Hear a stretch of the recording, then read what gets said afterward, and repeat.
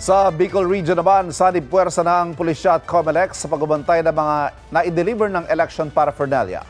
At live mula sa Naga City, may unang balita si Jessica Calinog ng GMA Regional TV Balitang Bicolandia. Jessica? Ivan, nakatutok ang COMELEC at iba pang mga katuwang na ahensya dito sa Bicol Region sa pagbabantay at pagsisiguro na pasok sa guidelines ang mga gagawing pakulo ng mga kandidato sa pagsisimula ng 10 araw na kampanya. Sa opisina ng Camarines Sur Provincial Treasurer's Office, idiniretso ang mga accountable election paraphernalia kagaya ng balota, indelible ink at iba pang mga gamit para sa eleksyon. Sila na rin ang nakatoka sa release ng mga ito. Kahapon, paisa-isa na rin pumunta sa opisina ang mga municipal treasurer para kunin ang nakalaan sa kanilang mga gamit.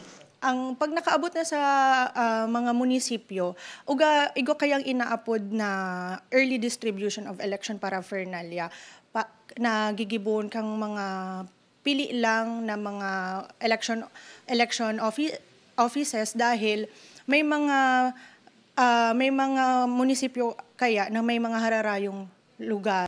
Mahalagang mabantayan ito ng mga otoridad para hindi mawala, manakaw o magkaroon ng election-related incidents. Ang Pili Municipal Police Station may nakalayout na ring deployment plan sa 2 COMELEC offices, ang COMELEC Pili at ang COMELEC Provincial Office. Mahigit 300 na mga tauhan ng PCG, PNP SAF at Maritime Group ang makakatuwang ng Camarines Sur Police Provincial Office sa darating na eleksyon. Mahigit 2,000 ang mga deployed personnel ng ahensya.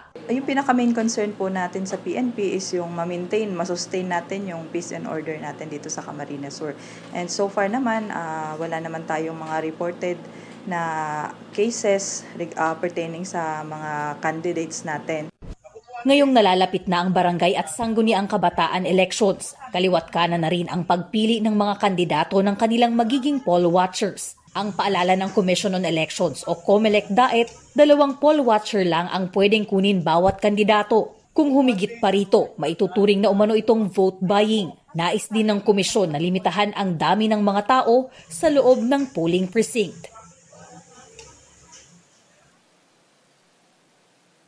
Dito sa Camarines Sur, Ivan, sa kabila ng mga naitalang shooting incident at encounter sa ilang bayan nitong mga nakaraang linggo, ayon sa COMELEC Camarines Sur at Police Provincial Office, generally peaceful at nananatili sa green category ang probinsya. Hindi naman daw election-related yung mga naitalang insidente. Ivan? Maraming salamat, Jessica Calinog. Mga kapuso, para laging una sa mga balita, bisitahin at mag-subscribe sa GMA Integrated News sa YouTube. Sa mga kapuso abroad, samahan niyo kami sa GMA Pinoy TV at sa www.gmanews.tv.